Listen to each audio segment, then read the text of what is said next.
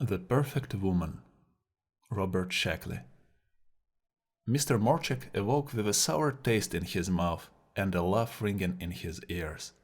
It was George Owen Clark's laugh, the last thing he remembered from the Triad Morgan party.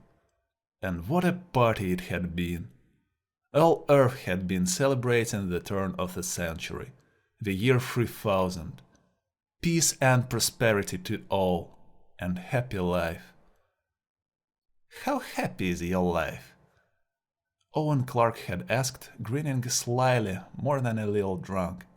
"I mean, how's life with your sweet wife?" That had been unpleasant. Everyone knew that Owen Clark was a primitivist, but what right had he to rub people's noses in it? Just because he had married a primitive woman? "I love my wife," Morchek had said stoutly, "and she's a hell of a lot nicer and more responsive than that bundle of new roses you call your wife.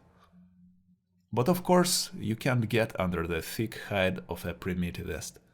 Primitivists love the faults in their woman as much as their virtues, more perhaps." Owen Clark had grinned ever more slyly and said, "You know, Morchek, old man, I think your wife needs a checkup. Have you noticed her reflexes lately?" Insufferable idiot.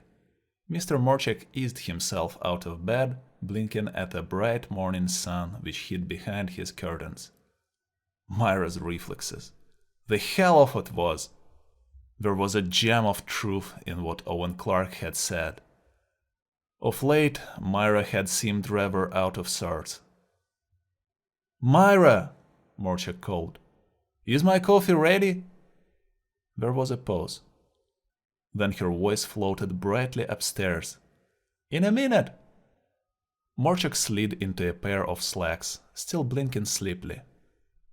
Thanks, Ted, the next 3 days were celebrating points. He'd need all of them just to get over last night's party. Downstairs, Myra was busting around, pouring coffee, folding napkins, pulling out his chair for him. He sat down and she kissed him on his bald spot. He liked being kissed on his bald spot. "How's my little wife this morning?" he asked. "Wonderful, darling," she said after a little pause. "I made sapphires for you this morning. You like sapphires." Morchek bit into one, down to a turn, and sipped his coffee. "How do you feel this morning?" he asked her.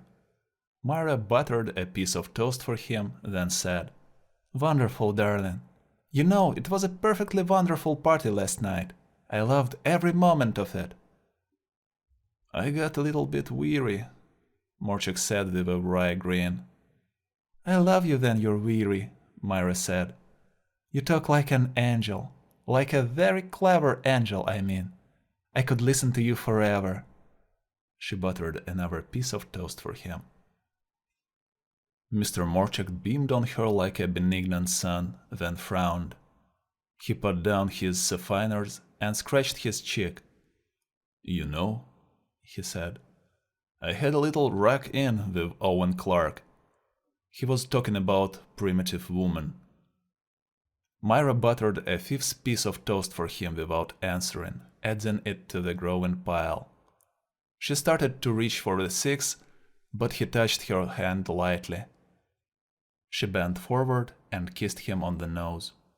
"Primitive woman," she scoffed. "Those neurotic creatures.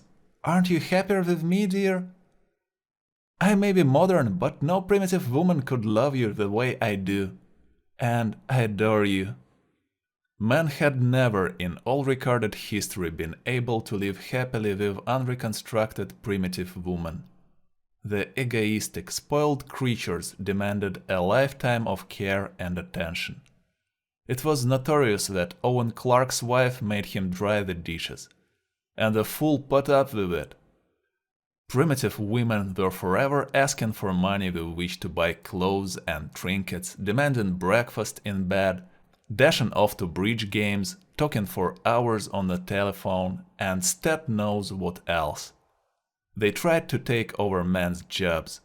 Ultimately, they proved their equality. Some idiots like Owen Clark insisted on their excellence. Under his wife's enveloping love, Mr. Morchak felt his hangover seep slowly away. Myra wasn't eating. He knew that she had eaten earlier, so that she could give her full attention to feeding him. It was little things like that that made all the difference. He said your reaction time had slowed down. He did? Myra asked after a pause. Those primitives think they know everything. It was the right answer, but it had taken too long. Morchak asked his wife a few more questions, observing her reaction time by the second hand on the kitchen clock. She was slowing up. Did the mail come? He asked her quickly. Did anyone call? Will I be late for work? After 3 seconds, she opened her mouth, then closed it again. Something was terribly wrong. I love you, she said simply. Mr. Morchak felt his heart pound against his ribs. He loved her, madly, passionately, but that disgusting Owen Clark had been right. She needed a checkup. Myra seemed to sense his thought. She rallied perceptibly and said, All I want is your happiness, dear. I think I'm sick. Will you have me cured? Will you take me back after I'm cured? And not let them change me. I wouldn't want to be changed. Her bright head sank on her arms. She cried, noiselessly, so as not to disturb him. It'll just be a checkup, darling, Morchak said, trying to hold back his own tears.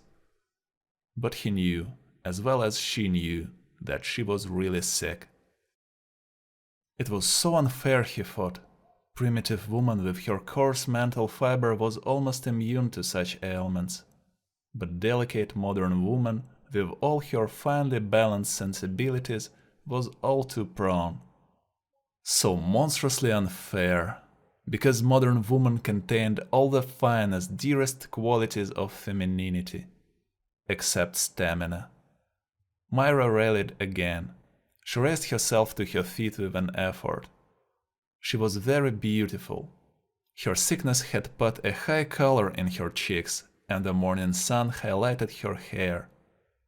My darling, she said, won't you let me stay a little longer? I may recover by myself. But her eyes were fast becoming unfocused. Darling, she cut herself quickly, holding on to an edge of the table. When you have a new wife, try to remember how much I loved you. She sat down, her face blank. I'll get the car, Morchak murmured and hurried away. Any longer and he would have broken down himself. Walking to the garage, he felt numb, tired, broken. Myra gone. And modern science, for all its great achievements, unable to help. He reached the garage and said, All right, back out. Smoothly his car backed out and stopped beside him. Anything wrong, boss? His car asked. You look worried. Still got a hangover? No, it's Myra. She's sick. The car was silent for a moment. Then it said softly, I'm very sorry, Mr. Morchak. I wish there was something I could do. Thank you. Morchak said, glad to have a friend at this hour. I'm afraid there's nothing anyone can do. The car backed to the door and Morchak helped Myra inside. Gently the car started. It maintained a delicate silence on the way back to the factory. The end.